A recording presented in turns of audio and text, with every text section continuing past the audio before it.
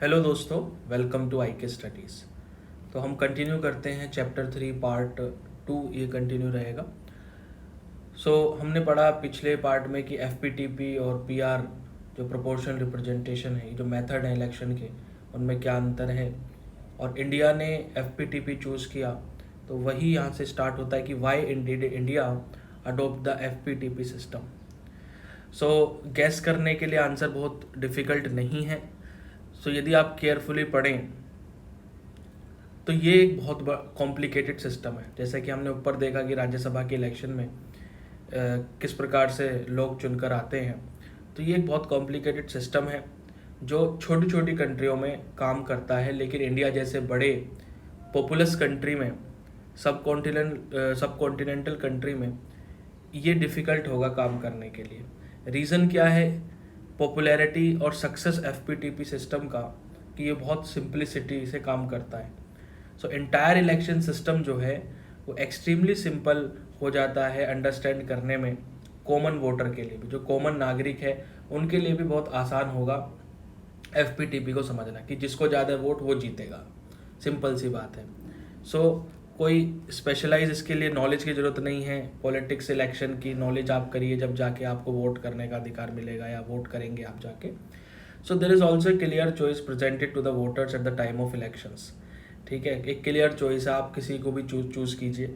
Voter को simply एक candidate को इंडोर्स करना है, पार्टी को इंडोर्स करना है वाइल वोटिंग, वो उसकी चॉइस है कि वो पार्टी के लिए वोट कर रहा है, वोटर के लिए वोट कर रहा है, जिसके लिए वोट कर रहा है। Depending on the nature of actual politics, voter में either give greater importance to the party और टू द कैंडिडेट और बैलेंस द टू। इसमें एफ सिस्टम में यही फ़ायदा है कि एक्चुअल पॉलिटिक्स के नेचर पे अगर डिपेंड होकर चले हम, तो वोटर या तो ग्रेटर इंपॉर्टेंस पार्टी को देता है या कैंडिडेट को देता है, या दोनों में बैलेंस करके चलता है। एफ सिस्टम वोटर को एक चॉइस दे देता है, नॉट सिंपली बिटवीन पार्टी की, आप पार्टी में जो चूज़ किए, बट एक कोई स्पेसिफिक कैंडिडेट में भी आप चूज़ कर सकते हैं। ठीक है। दूसरे इलेक्टोरल सिस्टम में क्या होता है, स्पेशली पीआर सिस्टम में, जो प्रोपोर्शनल रिप्रेजेंटेशन सिस्टम है, वोटर्स अक्सर उनसे पूछा जाता है कि वो पार्टी चूज़ करेंगे या represent, and the representative are elected on the basis of party list, है ना। तो जो वो पार्टी चूज़ करते हैं और उस पार्टी के बेस पर ही रिप्रेजेंटेटिव इलेक्ट होते हैं। कोई there as a result there is no one representative who represent and is responsible for one locality. ठीक है। Constituency based like system like F तो वोटर जानते हैं खुद का रिप्रेजेंटेटिव कौन है, कैसे वो उसको अकाउंटेबल ठहराएंगे, तो उसके लिए वो उस पर उसको वोट करते हैं। मोर इम्पोर्टेंटली, जो मेकर्स थे हमारे कॉन्स्टिट्यूशन के, उन्होंने भी ये फील किया कि जो पीआर बेस्ड इलेक्शन है, जो proportional representation election based system है, वो सूटेबल नहीं है किसी स्टेबल गवर्नमेंट के लिए। तो वो एक स्टेबल गवर्नमेंट देने में असमर्थ हो जाएगा पार्लियामेंट्री सिस्टम में। यू विल नोटिस दैट कि जो पीआर सिस्टम है वो एक क्लियर मेजोरिटी प्रोड्यूस नहीं करता, बिकॉज सीट्स जो लेजिस्लेचर में होंगी वो वोट के शेयर पर डिवाइड होती हैं। लेकिन एफ सिस्टम जो है, जनरली लार्जेस्ट पार्टी या कोalition को कुछ एक्स्ट्रा बोनस सीट दे देता है, more than their share of votes would allow. ये सिस्टम जो है, ये पॉसिबल है पार्लियामेंट्री गवर्नमेंट के लिए कि वो फंक्शन करे स्मूथली, इफेक्टिवली और स्टेबल गवर्नमेंट को बनाए।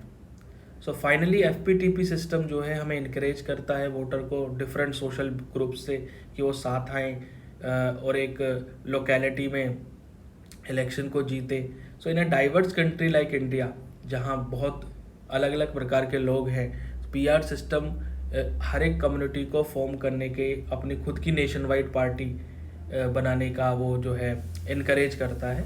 और ये हमारे कॉन्स्टिट्यूशन मेकर्स के दिमाग में पहले से कहीं ना कहीं था कि अगर पीआर सिस्टम हम देंगे तो लोग, छोटे छोटे लोग जो हैं, छोटी छोटी कम्युनिटी के भी लोग जो हैं, वो अपनी खुद की नेशन वाइड पार्टी बना लेंगे। समझ रहे हैं आप मेरी बात?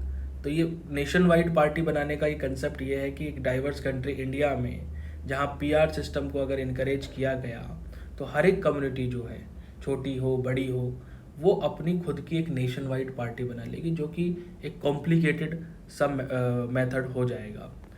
So experience of the working of the constitution has confirm the expectation of the constitution makers. और FPTP सिस्टम प्रूव किया गया कि भाई एक सिंपल है, फेमिलियर है, ऑर्डिनरी वोटर जितने भी हैं, साथ ही साथ लार्ज पार्टी जो क्लियर मेजोरिटी जीत रही हैं सेंटर में, स्टेट लेवल पर, वो जीतेंगे. सिस्टम ने साथ ही साथ ये भी डिस्करेज किया कि political party that get all there votes only from one cast और कम्युनिटी, कि केवल एक कास्ट, एक कम्युनिटी से जो वोट लेते हैं उन पॉलिटिकल पार्टी को भी डिस्करेज किया गया. सो नॉर्मली जो वर्किंग है FPTP सिस्टम का, वो 2 पार्टी सिस्टम में काम करता है. दिस मीन्स कि 2 मेजर कंपटीटर होंगे, पावर के लिए लड़ेंगे, और पावर उन दोनों के बीच में शेयर की जाएगी अल्टरनेटिवली. सो ये डिफ़िकल्ट है कि कोई नई पार्टी या थर्ड पार्टी एंटर करे कंपटीशन में और पावर को शेयर करे.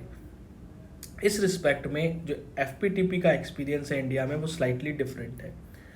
सो आज़ादी के बाद क्या हुआ, हमने FPTP सिस्टम को अडोप्ट किया. एक वन पार्टी डोमिनेंस हमने देखा ही नहीं, एक पार्टी ही जीत के आ रही थी, वो ही रह रही थी. So along with it there existed many smaller party. उसके साथ साथ एक छोटी छोटी पार्टियां भी थी. लेकिन 1989 में इंडिया ने विटनेस किया मल्टी पार्टी कोalition का फंक्शनिंग का. सो सेम टाइम में ग्रेजुअली कुछ स्टेट्स में 2 पार्टी कंपटीशन भी इमर्ज हुआ. लेकिन जो डिस्टिंग्विश फीचर था इंडिया के पार्टी सिस्टम का, कि जो राइज है कोalition का, यानी गवर्नमेंट, कई छोटी छोटी गवर्नमेंट एक साथ मिलके एक नेशन गवर्नमेंट बनाए, has made it possible for new and smaller parties to enter into electoral competition in the spite of the FPTP system.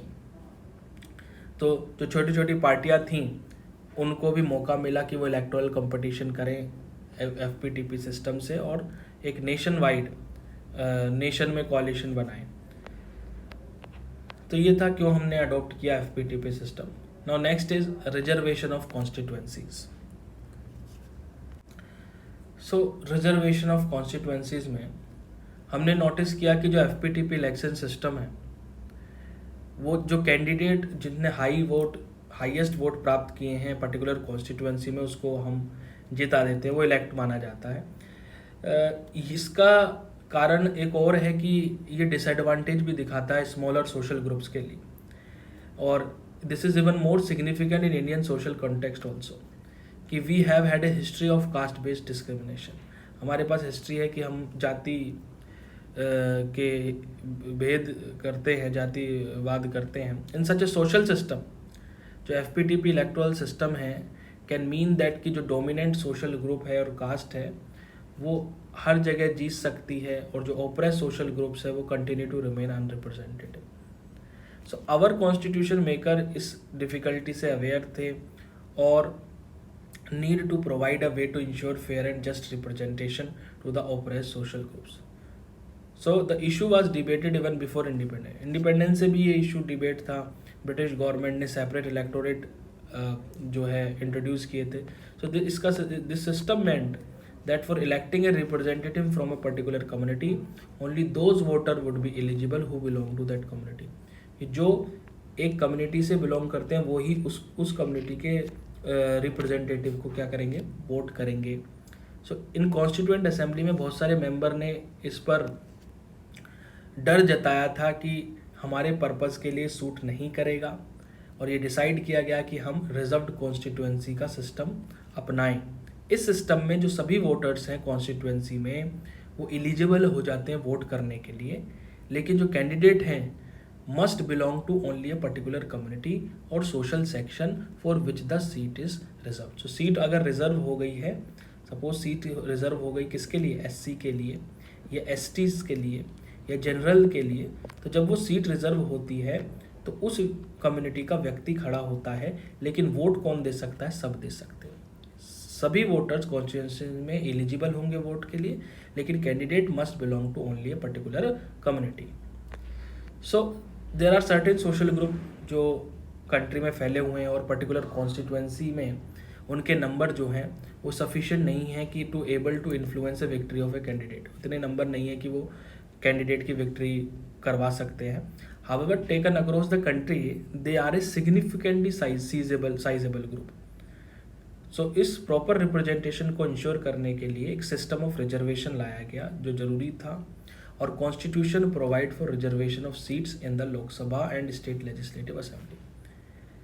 Schedule caste के लिए, शेड्यूल ट्राइब के लिए लोकसभा में और लेजिस्लेटिव असेंबलीज में सीट को रिजर्व किया गया। और ये प्रोविज़न जो था इसको शुरुआत में 10 साल के पीरियड के लिए रखा गया, and as a result of successive constitutional amendment has been extended up to 2020। और पार्लियामेंट कैन टेक, और अभी भी और 2020 तक ये था, लेकिन फिर इसको 2020 में 104वें कॉन्स्टिट्यूशनल अमेंडमेंट एक्ट से क्या कहा, SC और ST का रिजर्वेशन फिर 10 ईयर के लिए एक्सटेंड कर दिया गया। So parliament can taken a decision to further extend it, so the period of reservation expire हो। So the number of seats both these group के लिए रिप्रेजेंटेशन में उनकी पॉपुलेशन के शेयर से रिजर्व की गई, और of the 543 elected seat in the Lok Sabha 84 SCs के लिए रिजर्व की गई, और 47 जो है वो STs के लिए रिजर्व की गई 26 जनवरी 2019 तक के लिए। Next is who decide which constituency is to be reserved. कौन डिसाइड करेगा कि ये रिजर्व होगी कॉन्स्टिट्यूएंसी, और कौन क्या डिसीजन है, किस बेसिस पर आप कह रहे हैं कि रिजर्व हो जाएगी। सो डिसीजन जो लिया जाएगा वो डीलिमिटेशन कमीशन के द्वारा लिया जाता है। किसके द्वारा? Delimitation commission. और डीलिमिटेशन कमीशन कौन अपॉइंट करता है? President of India. जो डीलिमिटेशन करता है किसी भी कॉन्स्टिट्यूशन की उसको कहते हैं डीलिमिटेशन कमीशन, और इसको प्रेसिडेंट ऑफ इंडिया अपॉइंट करते हैं। ये इलेक्शन कमीशन के साथ मिलकर काम करता है, और इसको इस पर्पज़ के लिए अपॉइंट किया जाता है कि ये जो बाउंड्रीज़ हैं, जो कॉन्स्टिट्यूएंसीज़ हैं, इनको ड्रॉ करना पूरी कंट्री में। सो ये जो बंटवारा करते हैं कॉन्स्टिट्यूएंसीज़ का, बाउंड्रीज़ खींचते हैं, ये डीलिमिटेशन कमीशन करता है। सो कोटा ऑफ कॉन्स्टिट्यूएंसी रिजर्व होता है, हर एक स्टेट में फिक्स होता है depending on the proportion of SC ST in that state. So boundary खींचने के बाद जो डीलिमिटेशन कमीशन है वो पॉपुलेशन का हर एक कॉन्स्टिट्यूएंसी में कंपोजिशन देखता है कि किस किस भाग में ये पॉपुलेशन बटी हुई है। और ये कॉन्स्टिट्यूएंसी जिसमें ST की पॉपुलेशन ज़्यादा होती है वो STs के लिए रिजर्व हो जाती है। जहाँ शेड्यूल ट्राइब ज़्यादा होती हैं जिस कॉन्स्टिट्यूएंसी में, शेड्यूल ट्राइब के लिए वो सीट रिजर्व हो जाती है। और शेड्यूल कास्ट के केस में जो डीलिमिटेशन कमीशन है वो दो चीज़ देखता है। शेड्यूल कास्ट के केस में डीलिमिटेशन कमीशन दो चीज़ देखता है। पहला, वो कॉन्स्टिट्यूएंसी को पिक करता है जहाँ ज़्यादा प्रोपोर्शन SC पॉपुलेशन का, तो SC पॉपुलेशन ज़्यादा है वहाँ उसको पिक करता है, बट वो साथ ही साथ different region of the state में भी फैली हो, but it also spread these constituencies in different regions of the state. So this is done because of the schedule caste population generally spread evenly throughout the country. यानी पूरी country में कहीं ना कहीं थोड़ी थोड़ी जगह पर शेड्यूल कास्ट फैली हुई है, इसलिए इन दो मेथड को अपनाया जाता है, दो चीज़ों को देखा जाता है। और ये रिजर्व कॉन्स्टिट्यूएंसी रोटेटेड होती है हर बार, द डिलिमिटेशन एक्सरसाइज अंडरटेकन होती है। तो ये जो रिजर्व कॉन्स्टिट्यूएंसी रोटेटेड हो सकती हैं हर बार, द डिलिमिटेशन एक्सरसाइज अंडरटेकन जब हो रही है। तो कॉन्स्टिट्यूशन सिमिलर रिजर्वेशन दूसरे डिसएडवांटेज ग्रुप्स के लिए नहीं बनाता। Of late there has been a strong demand seeking reservation of seat in the Lok Sabha और स्टेट असेंबली फॉर वुमेन। तो लोकसभा स्टेट असेंबली में वुमेन के लिए ये मांगी जा रही है कि वहाँ भी उनको भी आरक्षण दिया जाए, और हाल ही में ये हो चुका है। 128th अमेंडमेंट बिल इस पर चर्चा हो रही है वुमेन रिजर्वेशन के लिए। वुमेन रिजर्वेशन के लिए इस पर चर्चा हो रही है, और 33% वुमेन के लिए लोकसभा में और लेजिस्लेटिव असेंबलीज में रिजर्वेशन की मांग हुई है। और ये नारी वंदन जो बिल है वो लोकसभा में पेश हुआ है। अगर ये पास होता है, जो कि लोकसभा में तो पास हो चुका है, राज्यसभा में बहस हो रही है, वोटिंग हो रही है, वहाँ भी पास हो जाएगा, और प्रेसिडेंट के असेंट के बाद ये 106th कॉन्स्टिट्यूशनल अमेंडमेंट एक्ट 2023 बन जाएगा, जिससे ये बिल पास हो जाएगा।